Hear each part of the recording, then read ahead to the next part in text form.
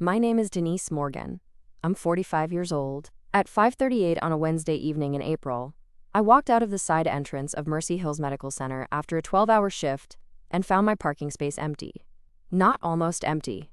Not one row over. Empty. The white Honda CR-V I had paid off 3 years earlier, the car with the small scratch on the back bumper from the grocery store pole, the gray rosary my mother gave me hanging from the rearview mirror, and the emergency bag in the trunk with my spare scrubs, winter boots, jumper cables, and an old red umbrella was gone.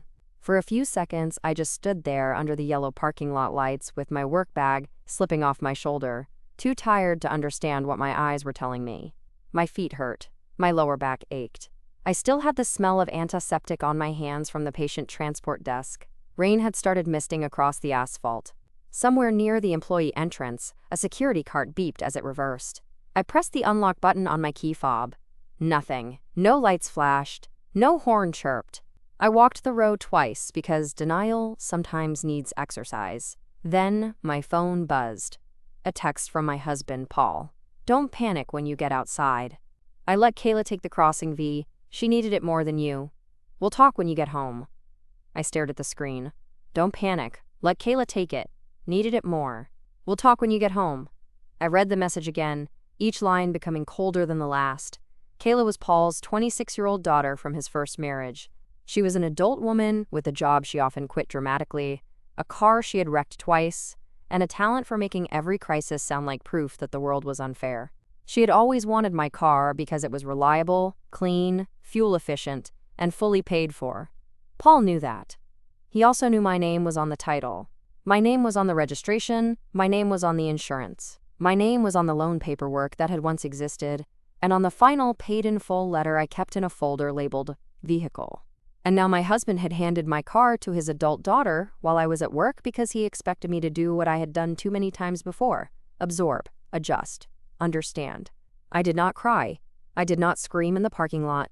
I did not call Paul and give him the chance to turn theft into a family discussion before I had taken the first necessary step. I walked to the security office and asked whether the camera facing employee lot C was working. The guard, Mr. Alvarez, looked up from his monitor. "Everything okay, Mrs. Morgan?" "My car is missing." He sat straighter. "What kind?" "White Honda CR-V space C17. It was here when I arrived at 5:20 this morning." He pulled up the footage. At 2:16 in the afternoon, my husband's truck pulled into the lot. At 2:18, Paul got out with Kayla. At 2:20, Kayla unlocked my CR-V using the spare key from our kitchen drawer. At 2:22, she drove away. Paul followed behind her in his truck. Mr. Alvarez looked at me carefully. "That's someone you know?" "Yes," I said, but I did not give permission. His expression changed. He knew exactly what that meant. I took one breath, then another. "What do you want to do?" he asked. I looked at the frozen image of Kayla backing my car out of the space while I was inside the hospital, helping discharge a man who could not afford his medications. "I want to report it missing," I said. What they didn't know was that the car was not marital property in the way Paul liked to imply. I had bought it before we married. I had paid every installment from my personal account. I had refused to add Paul to the title after he asked twice. And I had already learned from years of being stepmother adjacent to Kayla that any property handed to her temporarily came back damaged, late, unpaid, or not at all. What Paul did not know was that I had stopped confusing peace with permission. And what Kayla absolutely did not know was that driving away in a car titled, registered, and insured solely in my name without consent was not a family favor. It was a police report with time-stamped video. This is that story. Before I tell you how my husband learned that marriage does not give him authority over a vehicle he does not own, tell me where you are watching or listening from, and what time it is there. I always wonder who hears stories like this while remembering the moment someone took something from them and called it family. And if you connect with stories about women who were betrayed, underestimated, pushed aside, and quietly took their power back, like and subscribe to Ultimate Revenge. Some women do not argue over spare keys. Some women call the non-emergency line. I grew up in Toledo, Ohio, in a small blue house near the edge of a working-class neighborhood where everyone knew who shoveled sidewalks, who paid bills late, and who parked where they should not. My father drove a city bus for 31 years. My mother worked in the billing department at a dental office. They were practical people, not cold, practical. The kind who taught me early that if you worked for something, you wrote your name on it, saved the receipt, and did not apologize for protecting it.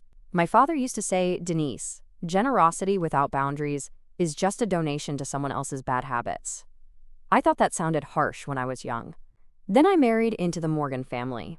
Paul Morgan was 51 when this happened, 6 years older than me, handsome in a worn-in way, with salt and pepper hair, broad shoulders, and the sort of tired charm that made people think he had carried more than he had. We met when I was 38 at a benefit dinner for the hospital's pediatric wing. He owned a small HVAC service company with 2 vans, 4 employees, and a reputation for showing up when people's furnaces quit in January.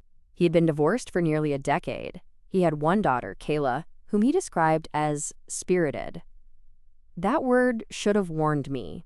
Spirited meant she yelled when confronted. Spirited meant she borrowed without returning. Spirited meant she was old enough to know better, but still young enough in Paul's mind to be rescued from every consequence. When Paul first introduced me to Kayla, she was 20 years old, wearing ripped jeans, perfect eyeliner, and the expression of someone deciding whether I was a threat or a resource.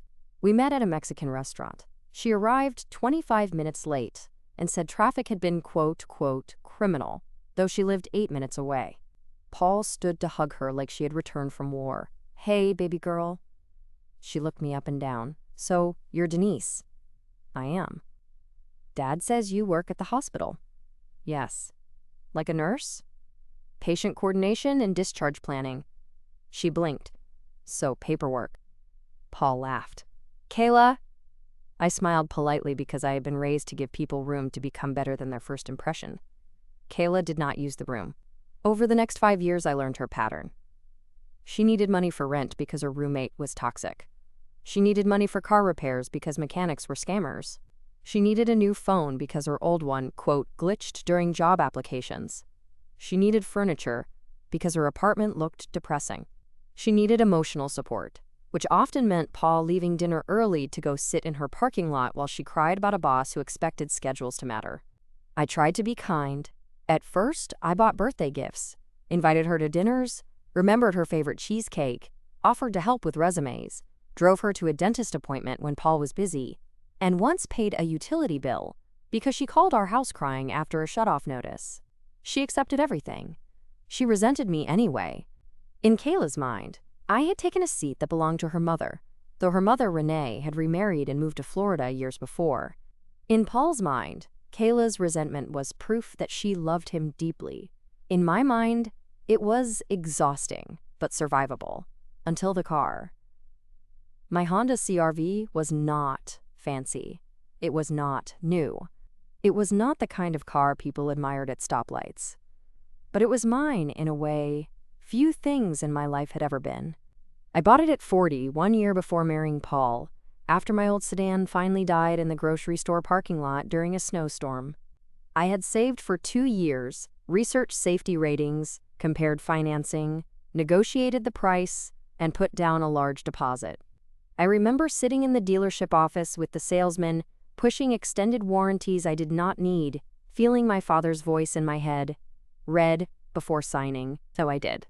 The symbolic object in this story was not the car itself, though it could have been. It was the little silver title folder. My mother gave it to me the day after I bought the CR-V. It was a zippered document pouch, silver vinyl, slightly ugly but waterproof, with tabs inside labeled title, insurance, registration, service, loan, and receipts. She said a woman should know where her papers are. I kept every document in that folder: purchase agreement, title, registration, insurance cards, loan payment history, paid in full letter, service records, tire warranty, emissions reports, oil change receipts, even the receipt for the replacement windshield wipers. Paul teased me about it after we married. Denise, you file like the FBI. I said, only things people may later pretend are unclear. He laughed then. He did not laugh later. The first time Kayla asked for my car was 2 years into our marriage. Her own car, a red Kia, had suddenly died, which turned out to mean she had ignored the oil light for 3 months. Paul wanted to lend her my CRV for a week while the Kia was being repaired. I said no, not harshly, just no. Paul looked surprised. She needs to get to work. She can use your truck. I need my truck for jobs. She can rent a car. She can't afford that. Then she can use rideshare, ask her mother, or coordinate with you. He stared at me like I had spoken another language. It's just sitting in the driveway while you're off tomorrow. It is sitting in the driveway because I paid for it to be there. His jaw tightened. Denise, she's my daughter. I know. Sometimes family helps family. Sometimes family asks first and accepts no. That conversation ended badly. Not explosively, but with Paul quiet for 2 days and Kayla posting something online about people showing their true colors when you're struggling. The second time she asked was after she wrecked the replacement car Paul helped her buy. She rear-ended someone outside a coffee shop while recording a voice message. She said the other driver stopped too fast. Insurance disagreed. Paul called me from his shop. Kayla needs a car for interviews. Is she asking for mine? She asked if maybe you could spare it for a couple days. No. Denise. No. You're being rigid.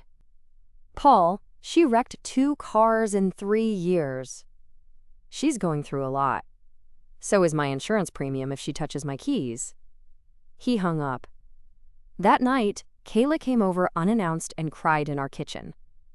She did not ask me directly. That was never her way. She cried at Paul while glancing at me. I just feel like I'm being punished for needing help. I stirred soup on the stove. No one is punishing you. She turned. Easy for you to say. You have a stable job, a car, a husband, a house. I looked at Paul. He looked at the floor. I said, Kayla, I built my stability by not treating other people's property as my backup plan. She left. Paul said I had been cruel. I said cruelty would have been handing her keys she could not afford to be responsible for. The third time was not a request. It was a suggestion from Brenda, Paul's sister, at Thanksgiving. Kayla had arrived late, complaining about her latest car problem. My CRV was parked in the driveway because we had driven Paul's truck to pick up folding chairs. Brenda looked out the window and said, Denise, you barely drive that thing except work and errands. Maybe Kayla should use it until she gets on her feet. I looked at the table. Paul's family went quiet in that expectant way people do when they have rehearsed the conversation without you. I set down my fork. Kayla is 25. Her feet have had time. Brenda gasped like I had slapped a child. Kayla cried. Paul said, can we not do this today? I said, I agree. Stop asking for my car. After that, the subject went underground. That is where family entitlement becomes dangerous. It stops asking because it starts planning. The months before the car disappeared were tense. Kayla lost another job, this time at a dental supply office, because, according to her, the manager had control issues. She moved out of her apartment after a fight with her roommate and began staying with friends. Paul started giving her money again, not from our joint household account, because I had drawn that boundary after he once used it to cover Kayla's phone bill without telling me. He gave from his business account or personal account. That was his right, though it worried me because the HVAC company had been uneven that winter. Then, Kayla's car was repossessed. She had not told Paul she was behind. He found out when she called from a grocery store parking lot screaming that her car had been stolen. It had not been stolen. It had been collected after 4 missed payments. That night, Paul sat at the kitchen table with his head in his hands. She's going to lose everything, he said. I stood at the sink washing mugs. She needs a plan. She needs help. Plans are help. He looked up. Not everyone thinks like you, Denise. I know. That is why some people have 4 missed car payments. His face hardened. That's my daughter. And this is our kitchen table, where reality still applies. He stood so fast the chair scraped the floor. You have no idea what it's like to be a parent. There it was. The sentence he used when he wanted to end the conversation by disqualifying me. I had no biological children. I had tried in my early 30s with a man I did not marry. 2 miscarriages. 1 surgery. Years of deciding whether grief counted if there was no child to hold afterward. Paul knew that. He had once held me while I told him, and now he used the absence like a locked door. I dried my hand slowly. You don't get to use that on me. His face flickered, guilt, then stubbornness. I'm just saying you don't understand. No, I said. You're saying my boundaries are easier to dismiss because I'm not a mother. He looked away. I didn't mean it like that. Yes, I said, you did. We slept in separate rooms that night. The next morning, he apologized. Sort of. I was upset, he said. I know. I shouldn't have said it. No, you shouldn't have. Kayla's just drowning. And you keep handing her other people's flotation devices. He sighed. Can we not? I looked at him. Do not give her my car. He looked insulted. I wouldn't. I held his gaze. Say it. He rolled his eyes. I won't give Kayla your car. That was 3 days before he gave Kayla my car. On the Wednesday it happened. I worked from 5:30 in the morning to 5:30 in the evening. Mercy Hills had a staffing shortage, 2 discharge delays, 1 family screaming about rehab placement, and a woman in room 411 who cried because her son had not visited. I spent the day arranging transportation, explaining insurance rules people hated, calling pharmacies, faxing equipment orders, and finding a charity voucher for a man who needed a walker he could not afford. At lunchtime, Paul texted, "Busy day?" I replied, "Horrible. Home by 6. He wrote back, "Love you." At 2:16, according to hospital security footage, he was in the parking lot handing my spare key to his daughter. When I reported the car missing, I did it carefully. Mr. Alvarez walked me through hospital security protocol first. We saved the footage. He printed a still image showing Kayla driving away. He asked whether I wanted an officer to come to the hospital. I called the non-emergency number myself. The dispatcher asked if I knew who took the vehicle. Yes. Did that person have permission? No. Is the vehicle titled to you? Yes. Is there any possibility another household member had authority to lend it? No. Saying that word out loud mattered? No, not maybe. Not family misunderstanding? No. An officer arrived at 6:24. Her name was Officer Karen Miles. She was in her late 30s, calm, direct, and not remotely impressed by family drama disguised as confusion. I showed her the title information on my phone, registration, insurance card, Paul's text, and security footage. She read Paul's text twice. "Don't panic when you get outside," she said. Yes. That's quite a sentence. Yes. Does your husband have ownership interest in the vehicle? No. Does his daughter live with you? No. Was she on the insurance policy? No. Did you give permission at any time for her to use the car? No. Officer Miles closed her notebook. Then we'll enter it as unauthorized use and attempt contact. Depending on circumstances and recovery, it may be handled as stolen vehicle report. My stomach twisted. He's my husband. She looked at me kindly but not softly. Marriage does not transfer title. That sentence settled something inside me. Marriage does not transfer title. I had needed to hear it from someone wearing a badge. I gave the report. Officer Miles advised me not to contact Kayla directly and to preserve all messages. I called my insurance company from the security office and reported unauthorized use. The agent immediately froze any permissive driver assumptions and opened a claim file in case of damage. Then I called a rideshare and went home.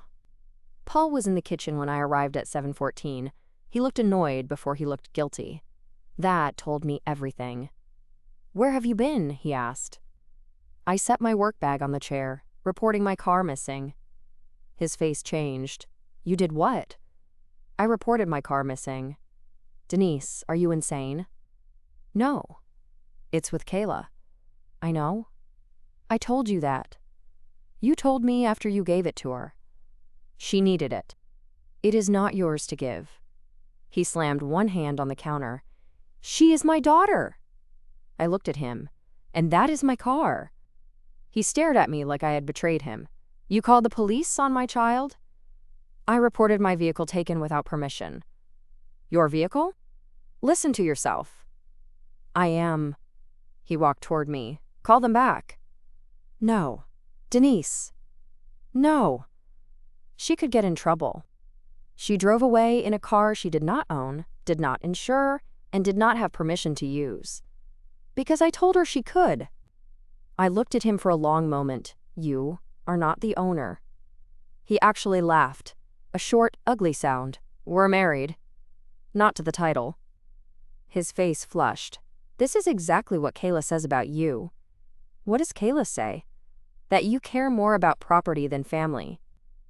I nodded slowly. Interesting. Because Kayla cares so much about family that she waited until I was at work to take my property. Paul looked away. Call it off. No. He pulled out his phone. I'll call Kayla. Good. She'll bring it back. Good. And then you'll tell the police this was a misunderstanding. No. His head snapped up. What do you want from me? The car returned. The spare key returned. Written acknowledgement that you had no authority to lend it. And you will pay any costs from this report, insurance review, towing, damage, or legal consultation. He stared. You sound like a lawyer. I sound like a woman whose car was stolen by committee. He left the kitchen. I heard him calling Kayla from the living room. At first, his voice was low. Then louder. Then sharp. What do you mean you're not bringing it tonight? I closed my eyes. There it was. I sat at the kitchen table and opened the silver title folder. Title, registration, insurance, paid in full letter, service records, receipts. My mother was right. A woman should know where her papers are. Paul came back, 10 minutes later, pale now. She's at a friend's in Columbus. Columbus is 2 hours away. She had an interview. With my car? She says she'll bring it tomorrow. No. Denise, it's late. I picked up my phone and called Officer Miles using the number on the report card. Paul stared. When the officer answered, I said, my husband confirms the vehicle is currently in Columbus with his daughter, and she is refusing to return it tonight. Paul hissed, Denise. I turned away from him. Officer Miles asked for Kayla's phone number, possible address, and vehicle description confirmation. I provided everything. Paul sat down heavily. You're going to ruin her life. I ended the call and looked at him. No, Paul. I'm going to stop letting her practice on mine. I need to pause here for a second. If you have ever had someone take your property, your money, your time, or your peace, and then act like you were cruel for naming it, you know exactly what that kitchen felt like. It was not about a car anymore. It was about years of being expected to donate boundaries to someone else's emergency. If this story is hitting close to home, leave a comment and tell me what moment made you stop accepting family as a substitute for permission. And if you have not already, subscribe to Ultimate Revenge. The quiet part is over. The car was found the next morning. Not returned, found.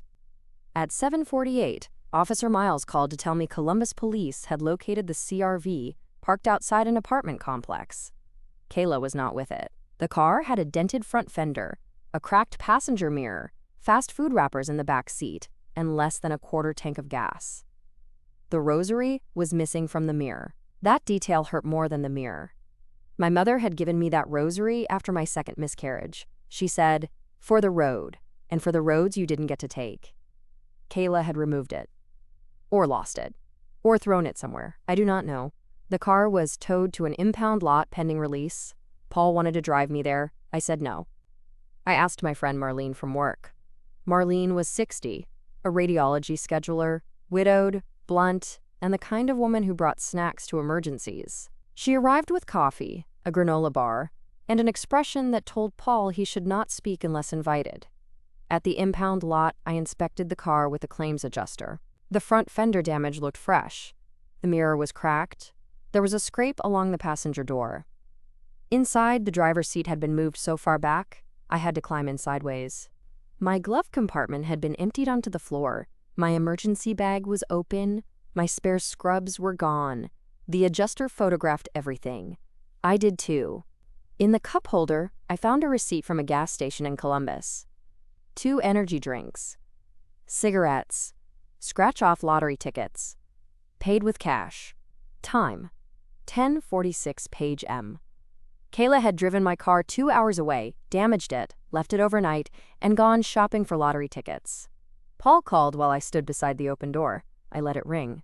Marlene looked at the car and said, "You know this is not just about the Honda." "I know." "Do you?"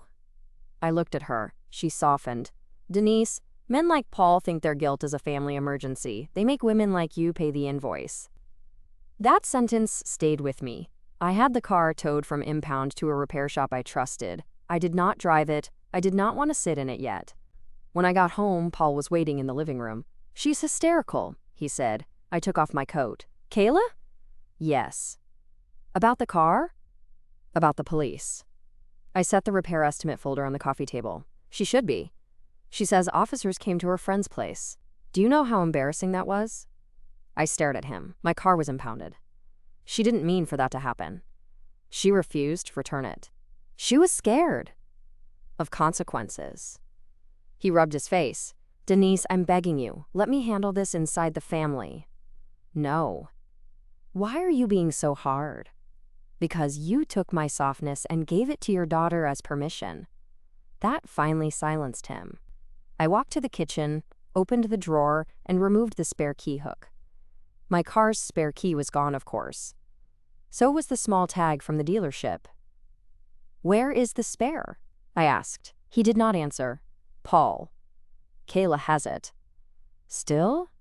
"She panicked and left it in her purse. Then she returns it to the police, or to my attorney." His face changed. "Attorney?" "Yes." I had called one from the impound lot. Her name was Helen Park, a property and family law attorney recommended by Marlene. I had an appointment Friday morning. Paul sat down. "You're taking this too far."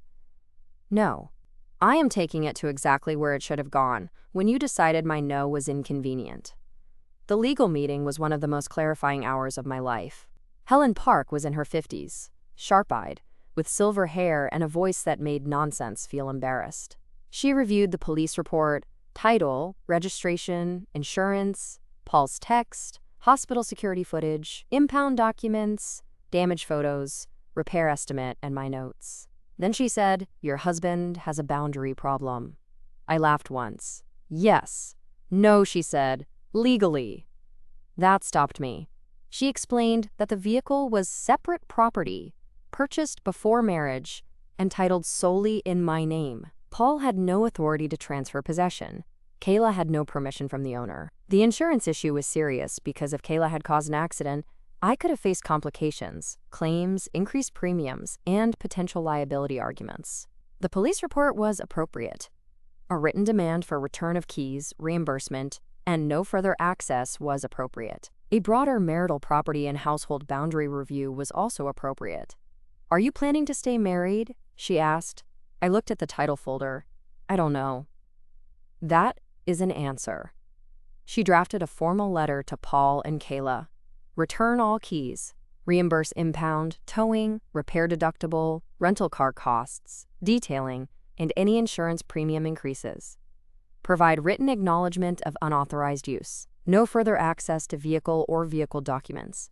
No contact with my workplace regarding the matter. Preserve all messages." Paul reacted exactly as expected. Rage first. "You sent my daughter a legal letter?" "Yes." "She cried for 2 hours." "Did she return the key?" "That's not the point." "It is the first point." He paced the living room. "You are acting like she's some criminal." "She took a car. I gave it to her." "You did not own it." "She trusted me." "You betrayed me." He stopped. I do not think he had expected that word, betrayed.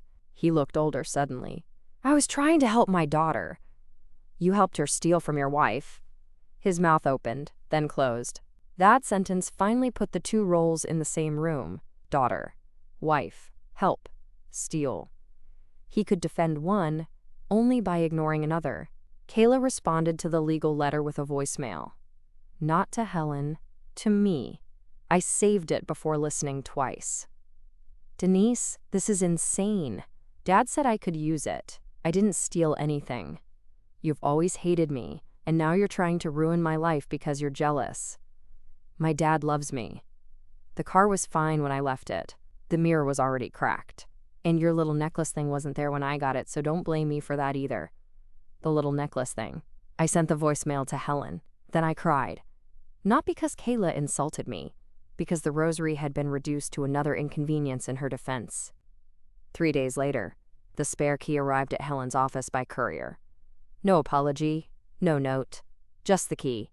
The repairs took 9 days. The fender, mirror, detailing, interior cleaning, and rental costs came to $3,862 before insurance adjustments. My insurer covered part after processing under comprehensive and recovery procedures, but my deductible applied first. Helen sent the updated demand. Paul offered to pay from our joint account. I said no, your personal account. He looked exhausted. We're married, it's all the same. No, I said. That sentence is how we got here. He paid from his personal account, not happily. But he paid. The public payoff happened at Paul's sister Brenda's house during what was supposed to be a family, quote, clearing the air dinner. I did not want to go. Helen told me not to discuss legal matters without care. Marlene told me not to go at all. But Paul begged. My family thinks you had Kayla arrested for borrowing a car. Please just come and explain. I looked at him. Your family thinks that because someone told them that. He looked away. Kayla is upset. Kayla is dishonest. She feels attacked. She is being held accountable. He flinched. I agreed to go for one reason. I was tired of being a villain in a story written by people who could not read a title. I brought copies, not originals. Copies of the title. Registration, insurance declaration, police report summary, Paul's text, hospital security still, impound invoice, repair estimate, and legal demand letter. I placed them in a plain folder inside my purse. Brenda hosted dinner on a Sunday afternoon. Paul's family gathered like a jury that had already watched the wrong trial. Brenda. Her husband, Nick. Paul's mother, Evelyn, 81 and selectively frail. Kayla, pale and furious. 2 cousins. Paul's younger brother, Scott. Everyone had opinions sitting on their faces. Brenda started before the salad. Denise, I think this whole thing has gotten out of hand. I folded my hands. In what way? Calling police on family, Kayla muttered. Exactly. Paul sat beside me, silent. Again. But this silence had a different weight. I looked at him. Are you going to explain? He swallowed. Brenda said, explain what? Kayla needed transportation. Paul lent her a family car. I opened my purse. The car is not a family car. Brenda rolled her eyes. Oh, Denise! I placed the title copy on the table. Title, sole owner, Denise Morgan. Then the registration. Registration, Denise Morgan. Then the insurance declaration. Named insured, Denise Morgan. Authorized drivers do not include Kayla. Then Paul's text. Don't panic when you get outside. I let Kayla take the crossing V. She needed it more than you. The room quieted. Evelyn adjusted her glasses. I placed the hospital security still beside it. 2 16-page M. Paul and Kayla entering Mercy Hill's employee parking lot while I was working a 12-hour shift. Brenda's husband, Nick, leaned forward. Wait, you took it from her work? Kayla snapped. Dad had the key. I looked at her.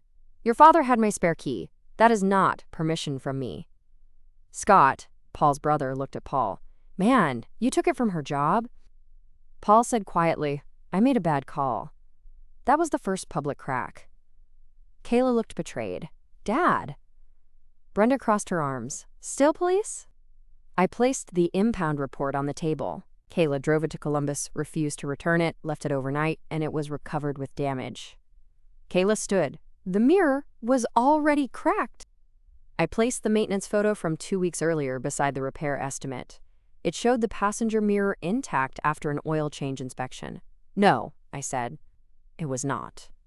Her face flushed. I placed the repair estimate down. $3,862 in repairs, towing, impound, detailing, and rental costs. Evelyn whispered, Kayla. Kayla began crying. I can't believe everyone is acting like I'm some thief. I looked at her. You drove away in a car that belonged to me without my permission. Dad said, your father could not give what was not his. Brenda said, but pressing charges could affect her future. I turned to her. So could hitting someone while uninsured in my vehicle. That silenced her. Nick leaned back. She has a point.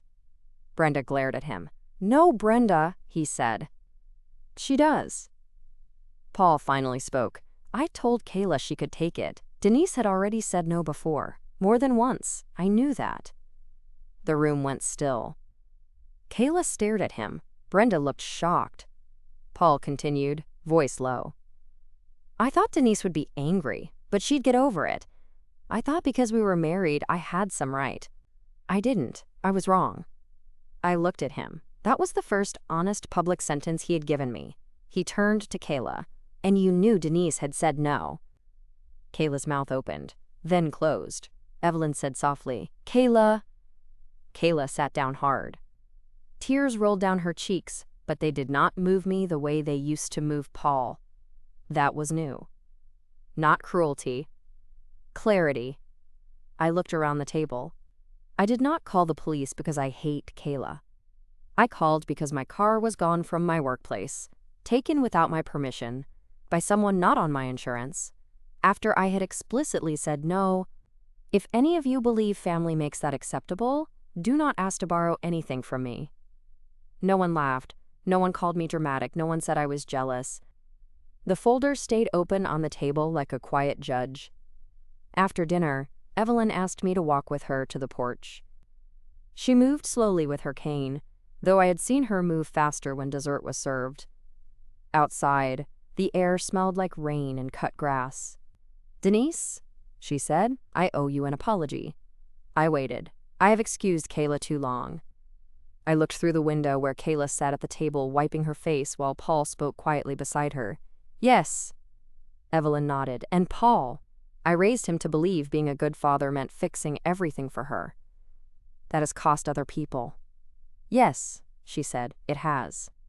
That was more accountability than I expected from her. Then she added, you were right to report the car. I looked at her. Thank you. The next few months changed my marriage, not in one dramatic sweep, in daily choices. Paul started therapy after I told him separation was on the table, not suggested, stated. He went because he did not want to lose the marriage. That was not enough by itself, but it was a start. We separated finances more clearly. Joint account for joint bills only. No personal lending without disclosure if it could affect household finances. No access to my title folder. No spare keys in common drawers. No family meetings where I was expected to defend boundaries to people who had already violated them. Kayla was charged with unauthorized use, though the case resolved through a diversion agreement after restitution, community service, and no further contact with my vehicle or workplace. Paul had to provide a statement acknowledging he had no ownership interest and no authority to lend the car. That statement embarrassed him. Good. Embarrassment sometimes teaches what private conversations cannot. Kayla did repay part of the costs through the legal process. Paul repaid the rest. My insurance premium still rose slightly at renewal. Paul paid the difference for the first year. The rosary never came back. That bothered me longer than the fender. One Saturday in August, I went to a small Catholic gift shop my mother used to visit. I am not especially religious in a public way, but memory has its own kind of faith. I bought a simple gray rosary and hung it from the rearview mirror after the repairs were finished. It was not the same. That was the point. Some things do not get restored exactly, they get marked. Paul saw it that evening. He stood in the driveway beside the CRV and looked at the rosary. I'm sorry about your mother's one, he said. I unlocked the car. You should be. He nodded. I am. I studied him. He no longer defended Kayla automatically. That did not mean the instinct was gone. But now, sometimes, I could see him catch it before it became my problem. She asked me for money yesterday, he said. For what? Security deposit, new apartment. What did you say? I asked for the lease, budget, and repayment plan. I raised my eyebrows. And? She hung up. I almost smiled. That sounds like progress. For me or her? For reality. He laughed quietly. That was the first laugh we shared about Kayla that did not make me feel erased. Kayla and I did not become close. I want to be honest. There are stories where the stepdaughter learns, apologizes, and everyone takes a family photo 6 months later. That is not this story. Kayla sent one apology email because her diversion agreement required a written statement. It said, "Denise, I am sorry for using your vehicle without permission and for the stress and cost caused by my actions. It was not warm. It was not emotional. It was accurate. I accepted it as a document, not a relationship. That was enough."